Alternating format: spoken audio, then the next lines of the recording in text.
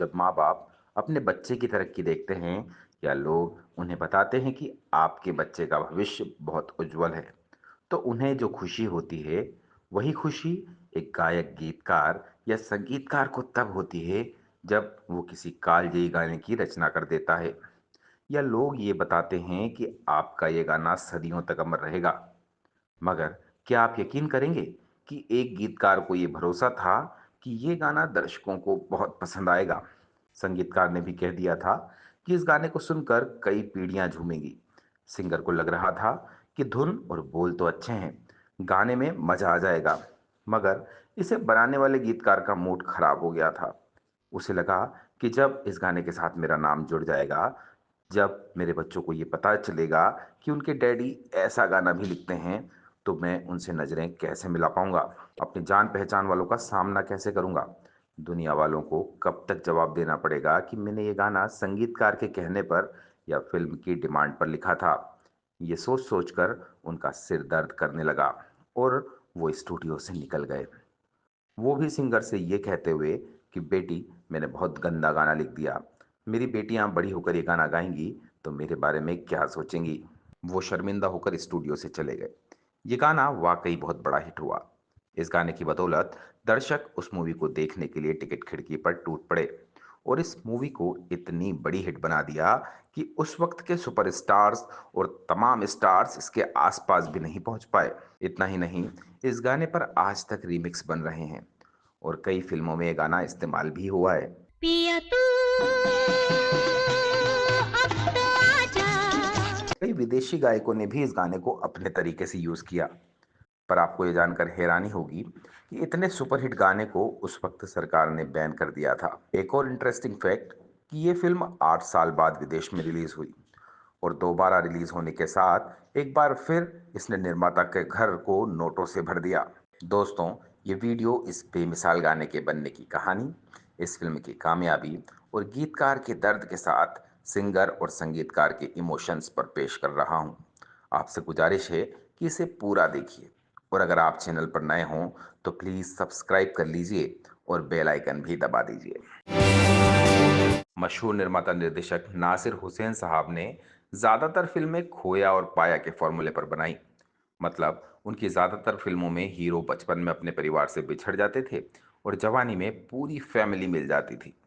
पर उस साल यानी साल 1971 में नासिर हुसैन साहब एक क्राइम थ्रिलर लेकर आए थे जिसका नाम था कारवां। कारवां में उस वक्त के डांसिंग स्टार जीतेंद्र और नासिर हुसैन की प्रेमिका आशा पारेख जी लीड रोल में थे। इसका संगीत दे रहे थे आर डी बर्मन, यानी अपने पंचम दा, और गाने लिखे थे मजरूह सुल्तानपुरी साहब ने। कारवां के सभी गाने बहुत लोकप्रिय हुए और सदाबहार साबित हुए। इस गाने के अलावा कारवां में एक और सुपर डुपर हिट था जिसकी ये कहानी है। ये गाना हेलन पर फिल्माया गया था और जिसे गाया है आशा भोसले जी ने। प्यासे प्यासे इन मेरे लबों के लिए तेरे होठों ने बजा। इस गाने की रिकॉर्डिंग से पहले आशा जी ने पंचम दा से शिकायत की थी कि आप मुझे हमेशा इतने बोल्ड गाने ही क्यों देते हो। आपके जो भी सुरीले गाने होते हैं वो तो आप लता दीदी से गवाते हो और ऐसे कैबरे या तू मतलब वाले गाने मुझे दे देते हो। तो वो कहने लगी कि नहीं आशा, ये गाना वाकई बहुत अच्छा है और देखना, ये इस फिल्म का नहीं, इस साल की सभी फिल्मों में से सबसे ज्यादा हिट होगा। तो आशा जी सोचने लगी कि हर गाने को संगीतकार ऐसा ही बताते हैं, पर हकीकत में ये दावा कोई भी नहीं कर सकता कि ये गाना चलेगा या ये गाना जरूर हिट होगा। खैर, उनकी मजबूरी थी कि उन्हें ऐसे ही गाने मिला करते थे, तो उन्होंने मना नहीं किया और ये गाना गाने पहुंच गई। मेरे हालत पे रहे जो तेरा कर, वो बात भी मुझको कबूल है ओ सनम। उस दिन गीतकार मजरूह सुल्तानपुरी भी स्टूडियो में मौजूद थे, पर उनका मुंह लटका हुआ था। आशा जी ने पूछा कि आपका मूड ठीक नहीं है क्या? तो वो कहने लगे कि बेटी, मैंने बहुत गंदा गाना लिखा है, इसे मेरी बेटियां सुनेंगी तो मेरे बारे में क्या सोचेंगी, इसलिए मैं जा रहा हूँ। तो आशा जी कहने लगी कि मजरूह साहब, मेरी तो मजबूरी है कि मुझे ये गाना गाना ही पड़ेगा। उन्होंने ये गाना गाया और इतने सेक्सी अंदाज में गाया कि ये गाना चार्ट बस्टर साबित हो गया। कारवां के सभी गाने बहुत अच्छे थे, पर यह गाना दर्शकों को इतना पसंद आया कि उस साल इस फिल्म के लगभग 1 करोड़ 90 लाख टिकट बिके। आज की महंगाई के हिसाब से जोड़ लीजिए कि कारवां ने कितना बिजनेस किया होगा।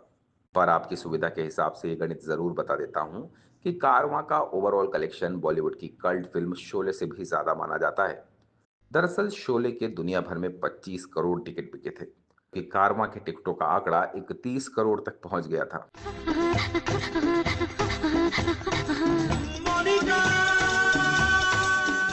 दरअसल कारवां को हिंदी फिल्मों के इतिहास में सही जगह नहीं मिल पाई। ये फिल्म 1979 में चीन में रिलीज हुई, यानी भारत में रिलीज होने के करीब 8 साल बाद। वहां तो चीनियों ने इसे इतना पसंद किया कि इसके पहले ही साल 8 करोड़ 80 लाख टिकट बिके। इस फिल्म की कामयाबी इस बात से भी समझिए कि साल 2011 की एक रिपोर्ट के मुताबिक कारवां के करीब 31 करोड़ टिकट बिके और महंगाई के हिसाब से एशिया में कारवां ने 1300 करोड़ रुपए का कलेक्शन किया था। मगर ये गाना बहुत बोल्ड था और तब हमारा समाज इतना खुला हुआ नहीं था, इसलिए ऑल इंडिया रेडियो पर यह गाना कभी नहीं बजाया गया। इसे सरकार ने बैन कर दिया। तेरे होठों ने हजार बातें की, भूलने वाली कोई चीज के इतना ही नहीं, जब दूरदर्शन पर कारवां को प्रदर्शित किया गया तब भी इस गाने को फिल्म से हटा दिया गया। पर इसके बावजूद ये गाना लोकप्रियता की तमाम हदें लांघता गया। वक्त गुजरता गया पर इसके चाहने वालों में कोई कमी नहीं आई। इसे हर जनरेशन ने पसंद किया। जैसे 1987 में हेलन के डांस कलेक्शन रात की रानी वीडियो में, 2003 में आशा जी के album you have stolen my heart, songs from R D Burman's और the very best of Asha Bhosle, the queen of Bollywood में भी ये गाना दिखाई दिया। मशहूर संगीतकार लेस्ले लुइस के 2003 में आए album special appointment club hits में, 2008 की Telugu film once upon a time in Mumbai और दीपिका पादुकोण शाहरुख की फिल्म ओम शांति ओम में भी इस गाने को इस्तेमाल किया गया। अब ये बताइए दोस्तों कि आपको ये गाना कैसा लगता है? आपको ये अश्लील लगता है या आप ये मानते हैं कि अपने जमाने के हिसाब से बहुत बोल्ड था? अपनी राय कमेंट बॉक्स में फौरन बताइए। ये वीडियो देखने के लिए आपका बहुत बहुत धन्यवाद दोस्तों।